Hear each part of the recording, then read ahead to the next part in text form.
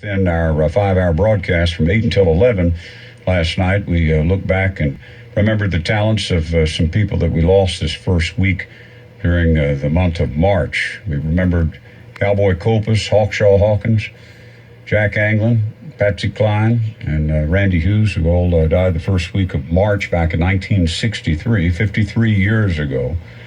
And we also remembered Minnie Pearl. It was 20 years ago tonight, right about this time, actually, that we went on the air telling the news that Sarah Ophelia Collie Cannon, professionally known as Minnie Pearl, had died at the age of 83. At the time, she had been hospitalized at Centennial Medical Center here in town, which is where she passed. She had been in convalescence for not quite 5 years. It was in 1991 when she had a stroke. Her last time on the stage was in Joliet, Illinois. She came back to Nashville, had a stroke, and it ended her performing career. And she was in convalescence for almost 5 years. She was 83 years old when she passed away. More than 50-year member of the Grand Ole Opry family, the undisputed queen of country comedy, and a member of the Country Music Hall of Fame, and one of the greatest humanitarians that the city of Nashville has ever known. And she was just an extraordinary human being and a very gracious lady. Kyle Cantrell, who was the man who hired Bill Cody, he also hired myself here at WSM. He was the operations manager here at the station those days and the Grand Ole Opry announcer. He and I went on the air that evening and went on about this time of the night. And we stayed on the air literally all night long. We took calls from all across the nation. That was before we were on the internet, several years prior to that. We were using our skywave signal in 38 states and parts of Canada to reach people. And it was just an unbelievably sad time. And to hear the memories of what Minnie Pearl meant, people who had been touched by her life in a first-hand way, and we talked about her life, her career. Bill Cody came on that morning at 6 o'clock, and Kevin Anderson was his producer in those days. And I remember Kyle saying, "This will be one of the most important days of your career in the history of this radio station." And I never forgot him saying that, and it certainly was an impacting time. We had recordings, Opry air checks to share. It was a very sad time, but at the same time, we celebrated a victorious life and just unbelievable career. So we remember Minnie Pearl, and this is the 20th anniversary of her passing.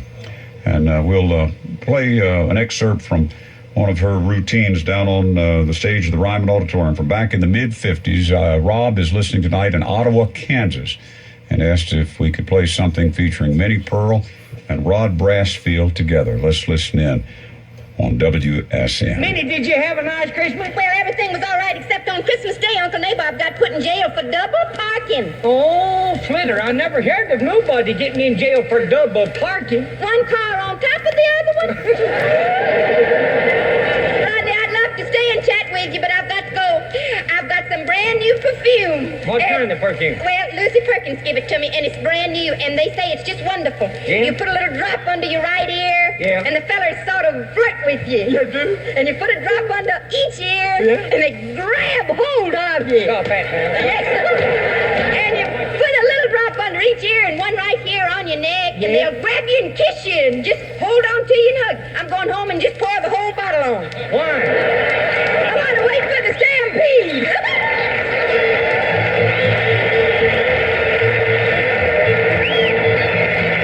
Everybody's getting the Christmas spirit this time of the year when you're supposed to love your fellow men. I can sure do that. That's me, all right. I love the fellas and I love the men.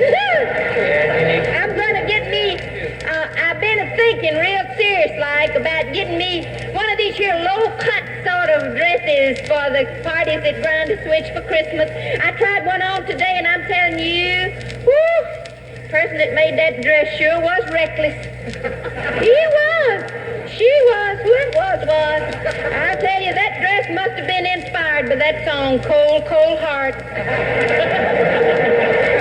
course, I don't need really no dress like that because that's the kind of dress that you wear to what they call the hot spots.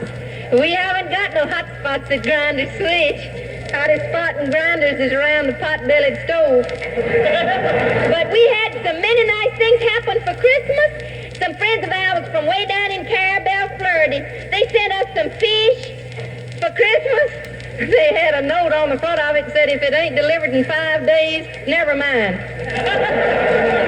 But I tell you now, we always look forward to a nice Christmas. Last year we had an awful good Christmas. The Christmas tree was all lit up. So was Uncle Nabob. They was both lit.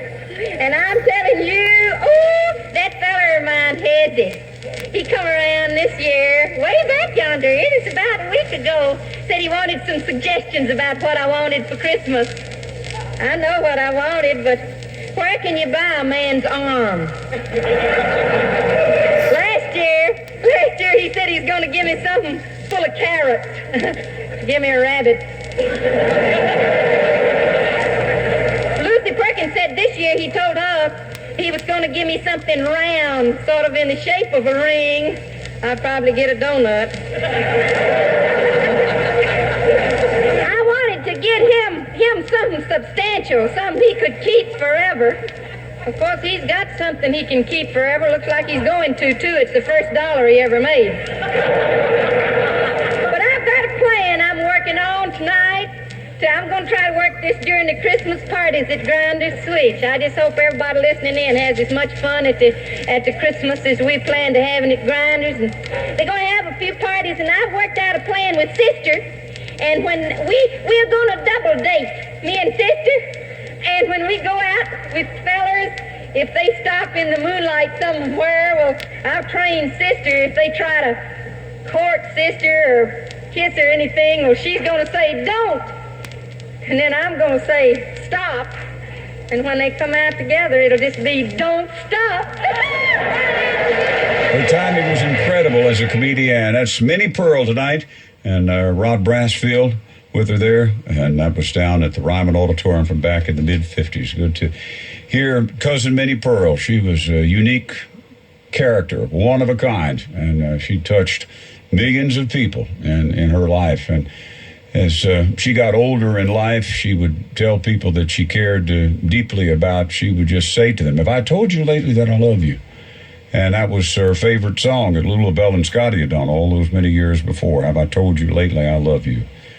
Minnie Pearl, one of the iconic greats. That style of entertainment and humor is well remembered by those who were impacted by it as the 21st century's come into being, of course, and the days and the times have changed. Our industry's changed. Our world has changed so much. You wouldn't find somebody like that out there in the industry that would go over nearly as well. But in this day and time, we don't have really people like that much. We don't have all that many comedians anymore, and keeping the humor clean, if you will. And safe for all ages. That's what people used to talk about years ago. We've got a good, clean country show. There's a term you probably haven't heard in a long time, but that used to be one of the sayings that a lot of the entertainers would voice. We hope you'll come and see us. We've got a good, clean country show for you and your family. But the times have changed, and some people call it progress. Well, due to his recent illness, Merle Haggard's March 8th and 9th shows at the